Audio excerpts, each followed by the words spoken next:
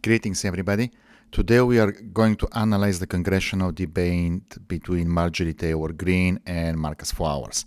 There is a lot going on between the candidates. We will be skipping through and we'll analyze some relevant points because there is what to learn from this debate about what to do and what not to do. So let's get started. 20 Republicans and 20. What is your platform? Well, thank you for that question, John. First and foremost, I am running as Marcus Flowers, not Marjorie Taylor Greene. You know, I got into this campaign because of the events of January 6th and Congresswoman Greene's participation in that. You know, this is about so much more than just having a representative who doesn't represent our district, but it's about our democracy. And not running as MTG has never been my platform. Yes, people see that we have an outsized social media account. So, two things. One good, one bad. Let's start with the bad first. The bad is he did not answer the question, which is, what's your platform? The good is, just like in chess, if you start with a position that you think it is bad, or let's say in a chess game, if you think your opponent is stronger, then you cannot win if you just play standard game. Instead, your hope is to deviate from standard lines and make the position as chaotic as possible so that to throw off your opponent. Here, I think Marcus Flowers probably identifies that his starting position is not as strong, so therefore he wants to throw the opponent not by answering the question what my platform is, but instead launching somewhat of a personal attack and trying to capitalize on media coverage over the January 6th events over the last 1.7 years. Let's keep going. But that's not the secret sauce of this campaign. We've knocked over 70,000 doors in our district, had those real conversations with the people of Northwest Georgia, our local leaders, our mayors, our commissioners, our city council. We see often politicians from both parties actually say this when they are asked a particular question and they do not answer the question but start saying how much they care about the voters and on how many doors they knock. Doesn't matter how many people call or how many emails you send. That does not shed any light of what policies you have and what solutions you propose. So voters and listeners, please pay attention. Here it is just filling in time, hoping that the next question will be better than the initial one. Council members, and yes, our law enforcement officials, and every one of them that I've talked to, almost to a person, has said Marjorie Taylor Greene is not who they want representing them. So yes, this campaign is about Marcus Flowers, not MTG. Thank you. Joshua, it's your turn. I need a rebuttal to that. You cannot accuse me of insurrection. I was a victim of the January 6th riot just as much as any other member of Congress. That was the third day I had on the job. I had nothing to do with what happened there that day, and I will not have you accuse me of that. That is wrong of you to do. You're lying about me, and you will not defame my character in that manner. Although she sounds forceful, she fell for the trap.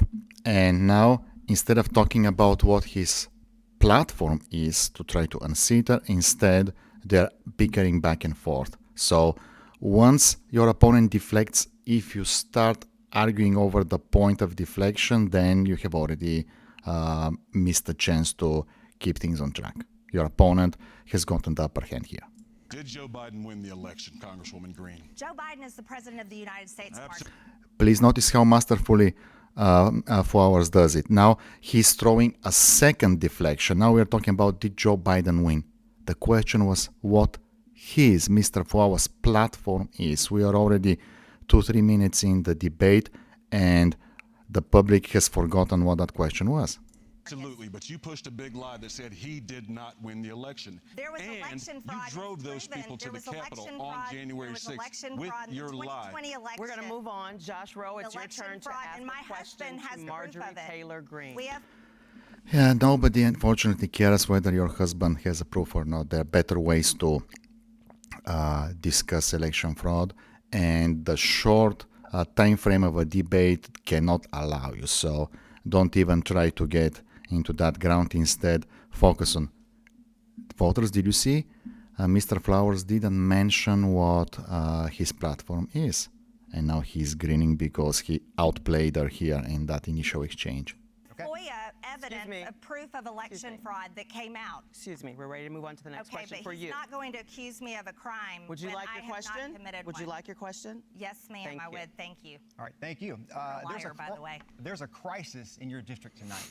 I'm going to lay this out as quickly as I can here. The future of the DACA program, who live in every county. So here, before he keeps going, one thing to point about candidates and what they should press moderators to do before even agreeing to a debate. The previous moderator did it, and now this is the second one. They are asking very long questions, making plenty of statements, disguise this question, and finally ask a question. For example, the first question to Mr. Flowers could have simply been, Mr. Flowers, what's your platform? Boom, 5 seconds. And here again, we have a long speech about DACA instead of just asking, Ms. Greene, what's your position on DACA? County in your district who work in Dalton, get a paycheck there, take that money back to those other counties, buy homes, pay taxes, goods and services. So, and I also asked, said, what happens if DACA goes away? What happens in Dalton? He said, devastated, devastated. So tonight, be clear. She's allowing him to run away with the bow and paint a picture, thus already covering the opinion of the viewers. With your district, what actually happens if DACA goes away, and then what is your plan? Well, Josh, first and foremost, I swore an oath to the Constitution, and I represent the citizens of the United States of America, not DACA recipients. And I also represent our district that believes in strong borders. We've had over 5 million people illegally invade the United States of America since Joe Biden became president. Fentanyl is now the #1 cause of death in young people from 18 to 45, and they are using Narcan every single day in Northwest Georgia, which, by the way, is not next to the border of Mexico. Because of this border crisis, it has caused a human security crisis like we've never seen before. Joe Biden and his administration is the greatest business partner to the Mexican cartels that we have ever. First, no need to go into fentanyl. That's a crutch. What if there were no fentanyl? Would that still be an issue then? Instead, she could have started with something much more impartial and somber and saying that, listen, first there is a fundamental rule of jurisprudence. You cannot benefit from a crime. If you came to this country illegally, there is no way to ask for the law to make you benefit in the end. And there are many other things that you could say along those lines. Ever seen in United States history. The only thing that I'm going to do to represent Northwest Georgia and Georgia's 14th district and the workers and the businesses there is to legislate and vote so that they have a strong economy, they have job opportunities that will not be stolen by people that are illegally invading our country to steal their jobs. I know the representative you're talking about is probably Casey Carpenter, who seems to be more interested in representing illegal aliens than the legal citizens of Northwest Georgia. Thank you. Your time is up. John, your question for Marjorie Taylor Greene. All right, Ms. Greene, since taking office on January 3rd, 2021, what is the one specific accomplishment solely on behalf of the 14th Congressional District that is most important to you? Well, I tell you what, it's been hard to pass any bills in a Democrat-controlled, Nancy Pelosi-controlled House of Representatives, a Senate that is controlled by one vote with Kamala Harris as the Democrat vice president, and a White House. Not bad so far, because when you are in the opposition party, there is not much you can do. But here, let's see what follows. House that is controlled by Democrats, Joe Biden.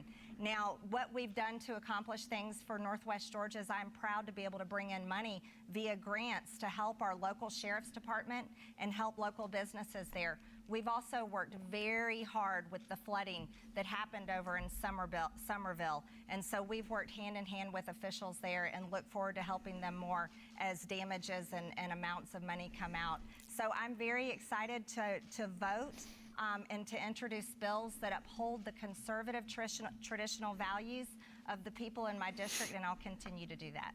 All right, Josh, you get the final question. Did you have A better way could have been, instead of going on that long explanation, especially bringing federal money, provided that you could not bring anything that the majority doesn't approve, in that case the Democrat control Congress.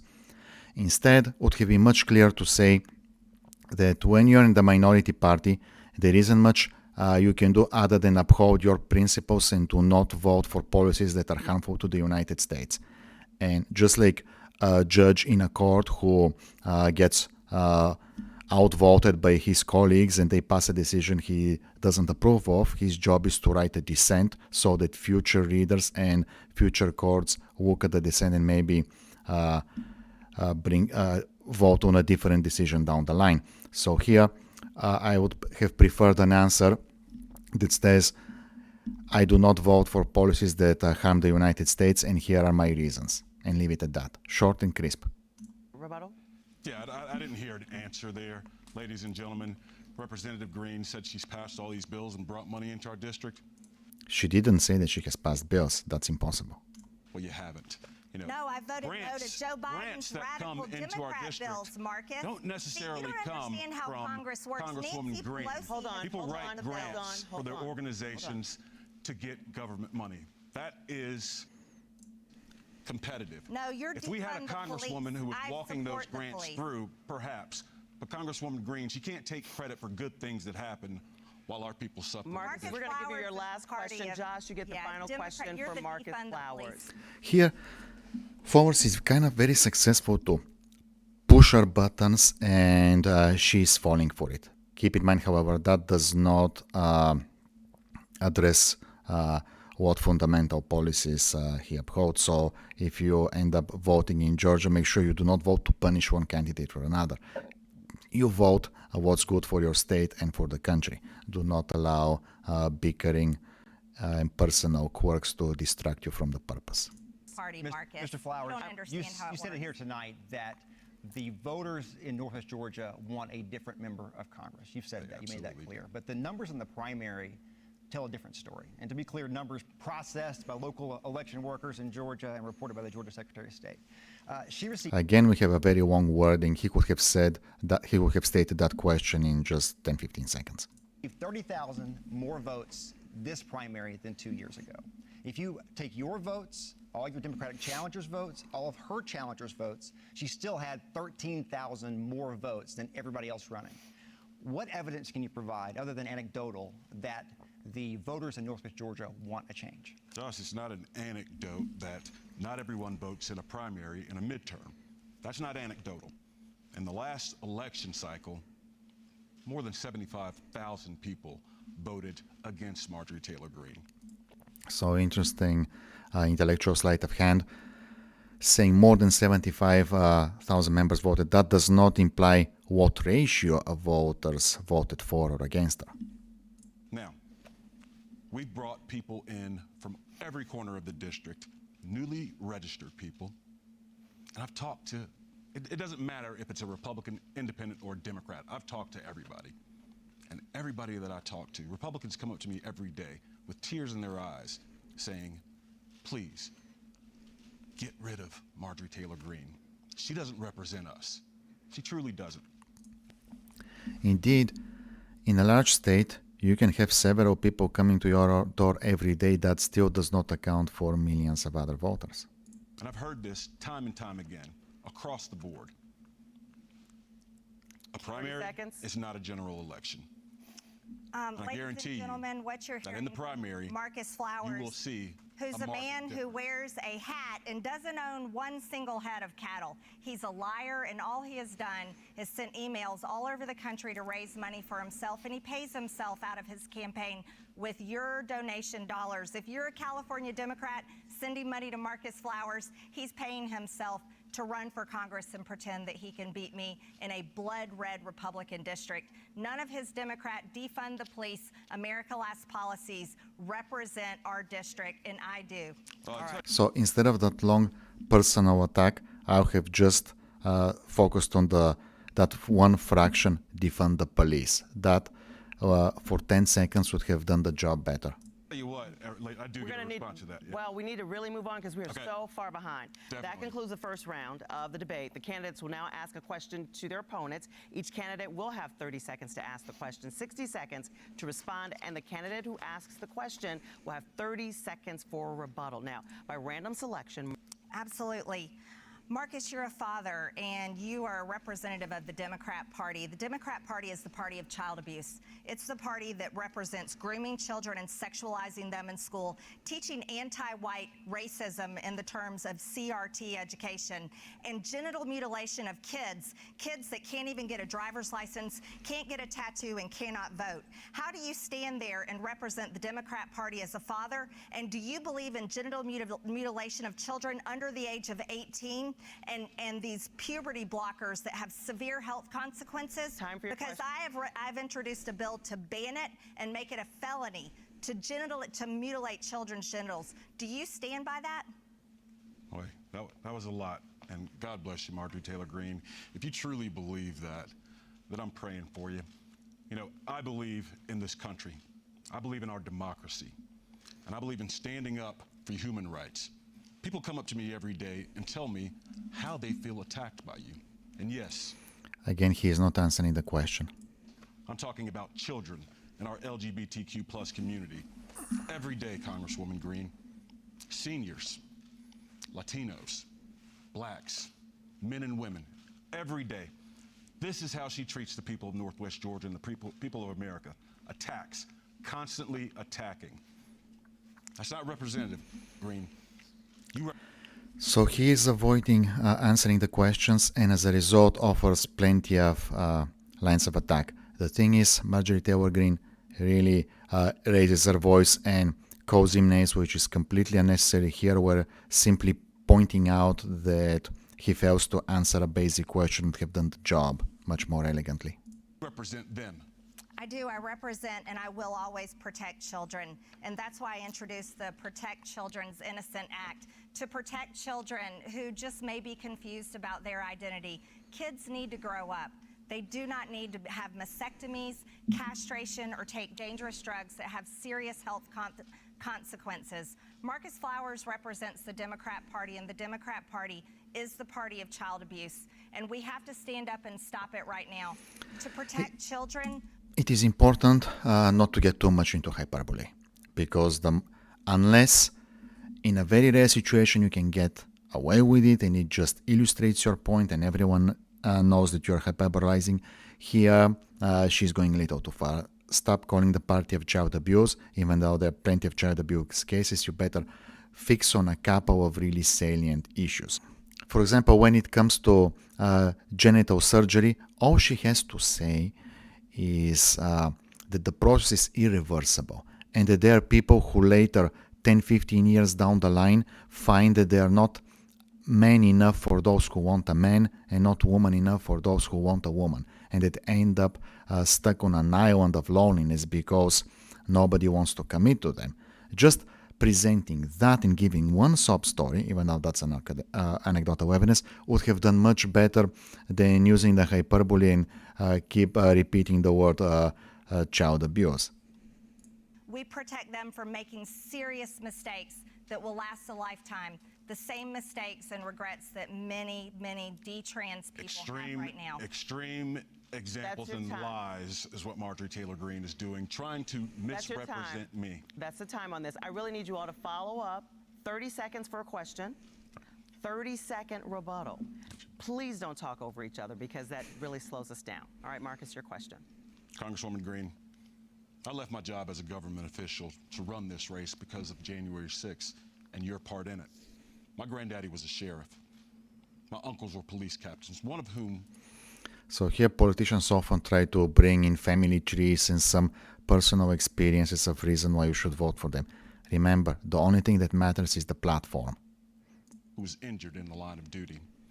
You know, you spent your time in Congress these last couple of years providing aid and comfort to the January 6th insurrectionists. My question for you is, why do you care more about those criminals in jail than you do about the people of our district? You want to know something? I care about stopping the two-tier justice system that is happening right now in America. I was a victim of the January 6th riot, and I've said it over and over again. I'm completely against what happened on January 6th. But I will not stand by and watch Merrick Garland turn the Department of Justice into a political weapon and the FBI sending it after parents that are addressing their school boards, people that walked in the Capitol and have been held in jail for nearly 2 years, while Antifa and BLM rioters go free and are never held accountable. I will always stand up for freedom, defend our freedom of speech, defend our Second Amendment, and defend everyone's ability to live the American dream.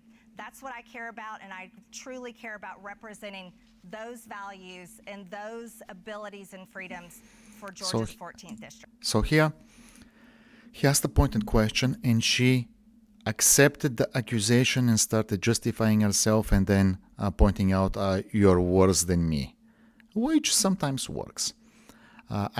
Another thing that she could have done here in instead saying, Mr. Flowers, that's a very serious accusation. Could you be more specific about how exactly I'm comforting insurrectionists and whatever else you said? You are easy to lay those serious accusations, but please be more specific so that the voters know what you have in mind. Right. So what I'm hearing is criminals over police officers. That's what I heard. You're the party of defund the police, Marcus. Not You not defund the police. Republicans. That's Here we rich. go. He continues pressing her buttons, and he is getting away with it. Congresswoman Greene, we fund. Let's go to defund round the three. FBI shirts and hats that you're selling, Let's making go money to off round of? Yes, three. the FBI that is targeting. We're going to people cut their mics politically. Mere in just a law minute enforcement. because that concludes our second round for those just joining us. This is the debate for the general election between candidates for Congressional District 14. We will now go back to our esteemed panel to ask questions to the candidate of their choice until we run out of time. As a point of moderator privilege, I may also ask a question of the candidates, and I'll determine when a rebuttal is appropriate. Josh Rowe, you'll get the first question in this round. All right, this is to Marjorie Taylor Greene there. You're well known for making controversial statements. Detail your process for vetting and fact-checking your statements that you make in public and post to social media. Can you tell me what's controversial about defending the freedom of speech, or what's controversial about defending our border, or saying we need to? Can you give me an example? No, you do this every time we have a debate where I ask a question that's obvious, and you're like, what you mean? You were kicked off of your committees for saying things were controversial. You've apologized for controversial statements, right? Those types of things. What is your process for fact-checking and vetting the things that you say in public? The things I say in public are the truth, and that's why they're so offensive to Democrat activists in the media just like you. And you're asking me a blanket question with no example. I stand by the things that I say. I stand by saying that we need to secure our border, that we need to protect all of our freedoms. When life throws you lemons, make a lemonade. So here, he threw at her a very blanket question, asking her to interpret it in her mind what offense she's guilty of, and then try to defend again. Instead, she retorted back, so she received the blanket question, and she responds with a blanket statement and actually piles on a little bit. So not a bad comeback given the circumstances. And our rights, that we need to stop the America Last Democrat communist policies that are destroying our country. I stand by the words that I say. They're just offensive to Washington, D.C. and the swamp creatures there, because the words that I speak are the same as Americans back home, the same as people in Georgia's 14th district, and the words that I speak are the truth. And you want to know something, Josh? Sometimes the truth hurts, and Washington deserves to hear it. We're over $31 trillion in debt. Our government has failed the American people, and right now, this administration has us on the verge of a nuclear war with Russia, where they care more about funding a war in Ukraine than they care about protecting Americans, helping homeless people on the streets, and securing our border and stopping fentanyl from killing young people in America. John, it's your turn to ask a question. Thank you very much. So that was a relatively long answer. If she wanted to be really witty, when he asked her about what fact-checking process you're using, she could have simply responded the same kind of fact-checking that CNN uses. That would have been turning the whole answer to a joke. Let's bring this back to reality and also bring this back to the 14th Congressional District. The I-75 corridor, gentlemen and ladies, right now is red hot with more than $600 million in new developments, 7.6 million square feet of new warehouses and industry planned in Gordon County. What proactive steps, both candidates, would you take to ensure that in Congress we have the infrastructure to safely support both this new growth and the additional safety concerns raised by these trucks and cars? Who's first? That's the Can I question. take that? Yes, sir. I'll take Both candidates the question. Yeah, thank you, John. That is a big issue in our district, our infrastructure and supporting new business and growth. And I've talked to mayors and city council members all over our district. We are actually losing companies coming into our district. The question is what you are doing or what you do. And here cleverly uses the time to actually repeat what was already stated, that it is an issue. Because we can't support it, because we don't have the housing, because we don't have the roads, because we don't have the water and the schools to support those districts. Dalton is a bright star in our community, but there's so many others, and I will work day and night tirelessly to make sure that we have the infrastructure to support all of the companies who want to come into beautiful Northwest Georgia and provide us with great jobs. We're leading in energy here in Georgia. As a matter of fact, we have the largest solar manufacturing plant in the Western Hemisphere in Dalton. But some of those jobs need to be dispersed throughout the district, and I want to make sure of that. Congresswoman Greene, she's too busy flying around the country. She spent $37,000 in the last quarter alone on flights all over the country. She spends too much time in New York, Bedminster. So we have now he's catching up in doing the personal attacks instead of just answering the question a little more succinctly. But also, how much of the infrastructure of a state is a federal question? And why should federal candidates be asked about that? Florida, Michigan, Arizona, Texas. She's never here in our district. Time, and you've named her, so you get to respond. Yes, I will respond to that. Marcus has never been a business owner and knows nothing about business. He's never signed the front of a paycheck, so it's hard for him to even comprehend how to do that. He supports the Democrat Party, the party of the Green New Deal, the party of destroying American energy independence, which is the #1 need for manufacturing companies in my district. And by the way, Calhoun is in Gordon County, not Dalton. That's Whitfield County. You don't know anything about our district. I do. I am going to work very hard to lower inflation and also open up many opportunities for businesses growing and developing in Northwest Georgia, and I'm so excited to be a part of that. Now, can I take my question? That's the time. Well, we're going on Josh. You can ask a question. Okay, this is for both of you. Let's start with Marcus Flowers. Our problems in this country are big, and way too often our conversations around these problems are way too small. A lot of criticizing, a lot of finger pointing in this conversation. What do you both offer that can help unify this country? Let's start with Marcus Flowers. Absolutely. Honor, decency, and integrity. 3 core values that Marjorie Taylor Greene does not have. We've heard Oh my, no need to comment here. a lot from her, and she's good. She is good at spouting off utter nonsense that has absolutely nothing to do with what's going on in our district. Let's see if she will fall for this trap. I guarantee you, Georgia, if you allow me to be your next congressman, I will work day and night for you. Constituent services, something that you're not getting right now. Just wanting to point, working day and night does not mean much. What matters is bringing results. Our mayors, our city council members, they'll have a seat at the table in D.C. Their needs will be met. Right now, I can tell you, I've talked to a lot of them. They haven't heard from Marjorie Taylor Greene. May I have a rebuttal? Yes, you may, and then your question, and I will let you go back to answer the infrastructure question as well. Thank you very much.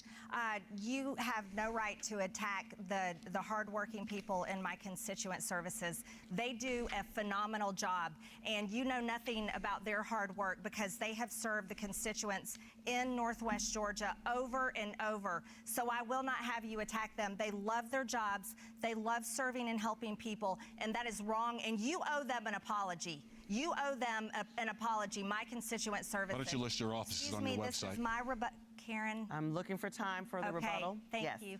Thank you. So that's my rebuttal. Not much to comment here, except that what she says doesn't have much of a relevance on the issues, but that kind of can be applied at the moment for both of them. Do not attack the people that work in our office. And go on with you can answer the question. Thank you very much. As a member of Congress that is very much looking forward to Republicans taking back the House in January, I'm excited to talk about the commitment to America. The commitment to America is going to provide an economy that is strong. We are going to provide a nation that is safe.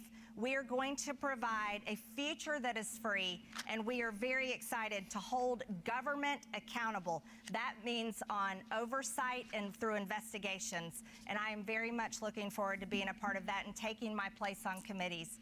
I will work very hard to do two things. Number one, investigate wrongdoing and hold them accountable. Number two, work hard within my conference and within all of Congress to legislate and produce bills that do these great things for a Republican commitment to America. Okay, she mentioned a few goals, but very few methods. Also, yes, she wants to investigate wrongdoing. That's good, but she could have focused, let's say, on education or economy and said what particular changes she would like to see. Can you give me a quick answer for the infrastructure question? Infrastructure question. Yes, I'm in the construction company. So infrastructure is something I understand, and being a business owner for over 20 years, that's something I know how to do. What we're going to Referral to credentials, which sometimes works, but what matters is the solutions you bring to the table. Credentials may or may not have any effect on the validity of your arguments. do for infrastructure is make sure America is energy independent, support fossil fuels, stop funding failing green energies. Wind only supplies 9% of electricity, and then solar is less than 3%, but fossil fuels are over 60%, and nuclear is nearly 20%. It's extremely important. What we also have to do is we have to fund actual infrastructure. Biden's infrastructure bill was actually about the Green New Deal and not about roads and bridges. All right. Okay, not bad. You could have made it a little better, but when you're on the spot, that's good enough. All right, we are going to move on now to closing statements because we've used up a lot of our time. That's all the time we have for the questions. Each candidate now will have 60 seconds for that closing statement. And Marcus Flowers, you will get a chance to have the first closing statement here. Thank you, Ms. Greene. As was suggested earlier, I am running as Marcus Flowers, not Marjorie Taylor Greene. If you have to say that you're the king, chances are you aren't. Listen, I'm the son of a teacher, the grandson of a sheriff. I'm a veteran. I'm a father. I'm a member of this community. I've traveled this district for the last 2 years, and I've talked to people from every walk of life in every corner of our district. And what I hear from them is they want a representative who will work for them. This isn't about Republicans or Democrats. Ladies and gentlemen, this is about right and wrong. This is about chaos versus stability. So far appealing on emotions and not much of concrete statements. It started with a reference to heritage, my father this, my grandfather that, which may be detriment or a plus depending how the voters would evaluate that.